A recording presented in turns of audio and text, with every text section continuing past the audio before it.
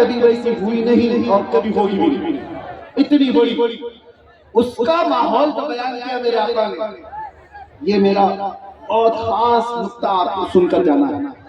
سارے لوگ مومنین کی جو جماعت تھی، مسلمانوں کی جو جماعت، حضور فرماتے ہیں پہلے دن لڑائی ہوگی تو 1/3 ایک تہائی میدان چھوڑ کر بھاگ جائیں۔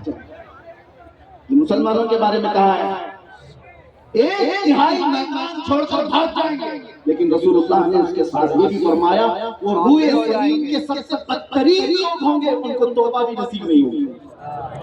حضور نے فرمایا وہ میدان چھوڑ کر بھاگا ایسے وقت میں جب دین کو ضرورت ہے۔ حضور فرماتے ہیں وہ روئے زمین کے سب سے بدترین لوگ ہوں گے، توبہ بھی نہیں ہوگی۔ دوسرا دن یا دوسرا مرحلہ جنگ کا، میرے آقا صلی اللہ علیہ وسلم فرماتے ہیں ایک تہائی حصہ مسلمانوں کی جماعت کا شہید ہو جائے، قتل ہو جائے گا۔ 1/3 پہلے میدان چھوڑ کر بھاگے اور 1/3 قتل ہو گئے، شہید ہو گئے۔ اب حضور فرماتے ہیں آخری جو تہائی حصہ بچا، اللہ تعالیٰ اس جماعت کو فتح مبین عطا فرمائے۔ پتہ یہ چلا فتح مبین دیکھنے کے لیے کچھ اپنوں کی غداری بھی دیکھنے پڑے گی اور کچھ اپنے عزیزوں کی موت بھی دیکھنی پڑے گی۔ بات سمجھ میں آ رہی؟ کچھ اپنے چھوڑ کر جائیں گے اور کچھ اپنے شہید بھی ہو جائیں گے۔ یہ سب چیزیں دیکھ کر جو برداشت کر کے کھڑا رہ گیا، اللہ اسے فتح مبین بھی دکھائے گا، اسے فتح مبین دکھایا جائے گا۔ آج کے حالات میں آپ کس جماعت میں جانا چاہتے ہو؟ یہ آپ کے پاس یہاں پر لاٹھی ڈنڈے سے بھاگنے والی قوم نہیں، ٹھیک ہے اپنی اپنی حفاظت کیجیے، میں منع نہیں کرتا، لیکن اپنے دین کے ساتھ اپنے ایمان کے ساتھ سودے بازی کبھی نہیں ہونی چاہیے، کبھی نہیں ہونی چاہیے۔ تم کو کس نے کہا کہ تم اپنا حلیہ بدل لو؟ تم خود آئینے کے پاس جا کر اپنے آپ کو بدل لیا۔ کس نے تلوار رکھی تمہاری گردنوں پر کہ تم نماز نہیں پڑھ سکتے؟ تم خود مسجدوں کو ویران کر دیا۔ عزیزان اکرام الوقار، کیا رسول اللہ سے وفا کرنے والی جماعت ایسی ہوگی جو حضور کو یہ کہتے ہو لبیک یا رسول اللہ، اے اللہ کے رسول میں حاضر ہوں؟ تو کہاں حاضر ہے؟ کہاں مسجد میں حاضر ہے؟ کہاں حاضر ہے؟ نعرہ لگانے کے لیے حاضر ہے؟ تم اسلام زندہ باد کہتے ہو، یہ کہاں ہے اسلام زندہ باد؟ تمہاری بیویوں پر زندہ ہے اسلام؟ تمہاری بیٹیوں پر اسلام زندہ ہے؟ شادیوں کے محلات میں جا کر کے دیکھو اسلام دور دور تک دکھتا نہیں۔ پھر اسلام کہاں زندہ ہے؟ کہاں زندہ؟ یہ جلسوں میں آپ اپنے گھروں سے اسلام کو زندہ کریں، سڑکوں پر آ کر کے نعرے لگانے سے نہیں اسلام زندہ، آپ کے گھر سے اسلام زندہ ہو، آپ کی بیٹیوں سے اسلام زندہ ہو، آپ کی بہنوں سے اسلام زندہ ہو، آپ کی بیویوں سے اسلام زندہ ہو، ارے تمہارے چہروں سے اسلام زندہ ہو۔ آج سڑک پر پکڑ کر کے کسی نوجوان کو پوچھنا پڑتا ہے کیا نام ہے تمہارا، تاکہ آئیڈینٹیٹی ہو، اس سے بھی نہیں پتا چلتا، نام بھی اس نے ایسے ہی کامن رکھ لیا، بابو ببلو راجا، پتہ ہی نہیں چلتا۔ پھر باپ کا پوچھنا پڑتا ہے، باپ کو پتہ نہیں راجو باجو کیا، دادا کا پوچھنا پڑتا ہے، تب بھی پتہ نہیں چلتا۔ ارے نادانو، تمہیں معلوم کرنے کے لیے اتنا شجرہ پوچھنے کی ضرورت کیوں آئی؟ اپنا حلیہ ایسا بنا لیتے، دور سے دیکھنے والا کہتا مدینے والے کا غلام، دور سے دیکھنے والا بچہ نہیں، یہ مدینے والے کا غلام ہے۔ یہ علماء ذوی احترام جانتے ہیں ہم اپنا لباس کہیں نہیں اتارنا چاہتے، ہم جس حالت میں ہیں اسی حالت میں دنیا سے جانا بھی پسند کرتے ہیں۔ ایئرپورٹ میں جاؤ، ٹرین کے اسٹیشن پر جاؤ، ارے میرے عزیزوں کچھ لوگ یہ کہتے ہیں آڈ نہیں فیل ہوتا، آڈ نہیں فیل ہوتا، آڈ کیا فیل ہو، فخر فیل ہوتا ہے۔ دور دور تک بیٹھا ہوا بھی نظر اٹھا کر دیکھتا ہے، کیوں دیکھتا ہے؟ عجب لباس نہیں، اسے پتہ ہے کس کا غلام، آڈ نہیں فیل ہوتا، فخر فیل ہوتا ہے۔ آپ حضرات کو بھی میں یہ کہتا ہوں اگر محبت مصطفیٰ ہے تو ان گناہوں کو ٹھوکر مارو، آؤ میرے مصطفیٰ کے قدموں میں۔ نشہ عام ہو چکا، ہمارے محلوں میں نشہ بکتا ہے، ہمارے محلوں میں نشہ کرنے کے لیے لوگ آ رہے ہیں، ایڈریس دے دیں، کیوں؟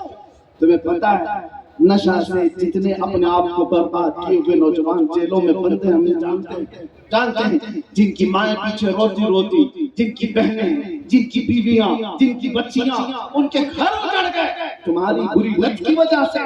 اے نوجوانوں، یہ شیطان ہے جو تمہیں اس راستے پر لے جا رہا ہے. تم نشہ کر کر کے کس طرف جانا چاہتے ہو؟ کیا ملتا ہے؟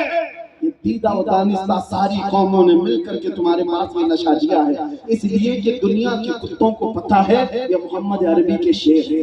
ان کو نشہ میں سلاؤ تو اچھے ہیں، ان کو پاگل بنا کے رکھو تو اچھے ہیں، اس لیے کہ یہ سیدھے ہو گئے تو کیڑوں کی نیند حرام ہو سکتی ہے، بہتوں کے لیے مسئلہ بن سکتا ہے. نشہ تم کو اتنا کرایا جائے، چھوڑ دو اس نشہ کو. اگر اپنے نبی سے محبت ہے تو آؤ، نشہ کرنا ہے تو کوکین، افیون، چرس، گانجا کا نہیں، عشق محمدی کا نشہ، محبت مصطفیٰ کا نشہ کرو. اس لیے کہ وہ نشہ جب کسی کے سر چڑھ کر کے بولتا ہے تو صبح سے شام تک، شام سے صبح تک اس کی زبان سے صرف اتنا ہی نکلتا ہے، سرور کہوں کہ مالک و مولا کہوں تجھے، باقر خلیل کا بلے زیبا کہوں تجھے. ارے کوئی آ کر کے اس عاشق زار کو جھنجھوڑ کر کے بھی کہہ دے، میرے لیے بھی کہہ دو، ارے میرے لیے بھی کوئی شعر بول دو. یہ دیتا ہے پھر بولتا ہے میں گدا ہوں اپنے کریم کا، میں گدا ہوں اپنے کریم کا، میرا دین پارے نہ نہیں. بولوں گا تو صرف اتنا ہی بولوں گا، وہ کمال حسن حضور ہے کہ گمان نقص جہاں نہیں، یہی پھول خار سے دور ہے، یہی شمع ہے کہ دھواں نہیں. جس کی صبح، جس کی شامیں، جس کی راتیں. ارے ایک آدمی نے گلاب کا تحفہ کیا پیش کیا اعلیٰ حضرت امام احمد رضا کو. عشق محمدی کا نشہ کیا ہوتا ہے؟ محبت مصطفیٰ کا نشہ کیا ہوتا ہے؟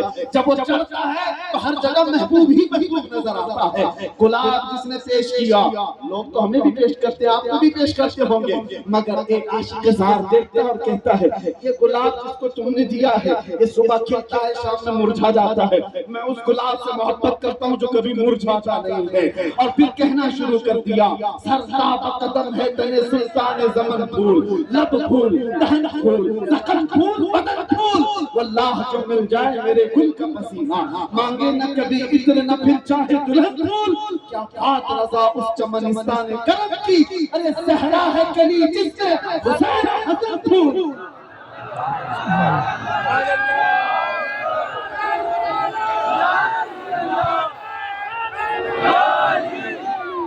عشق محمدی کا نشہ ہو تو پھر آدمی کو دوسرا کچھ نظر نہیں آتا. اور پھر تکلیفیں کس بات کی؟ ہم نے دیکھا ہے جو نشہ میں 36 گھنٹے سوئے پڑے رہتے تھے، پولیس ڈنڈے مار مار کے تھک جاتی تھی، وہ اٹھتے ہی نہیں، انہیں پتہ ہی نہیں، درد بھی نہیں. تو میں نے یہ دیکھا دنیا میں چرس کھا کر کے آدمی اتنا مدہوش ہوتا ہے اسے ڈنڈے لگتے ہی نہیں. تو یاد رکھو عشق محمدی میں جو مبتلا ہوتا ہے اسے پھانسی کی سزا بھی پتہ ہی نہیں چلتی، گردن نکلنے کا انداز بھی پتہ نہیں چلتا.